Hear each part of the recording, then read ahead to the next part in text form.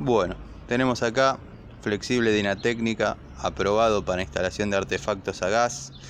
Es lo que está aprobado por gas para instalar artefactos en forma flexible, o sea, no rígida, no con caño. En este caso tenemos uno que se extiende de 20 a 42 centímetros.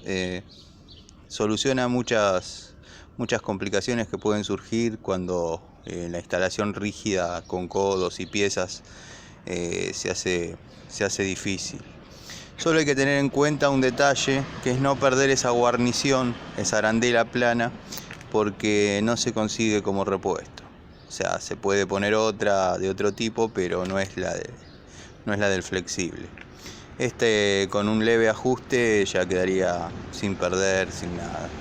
Así que bueno, espero les sirva la información. Hay otro que viene de 40 a 72 centímetros.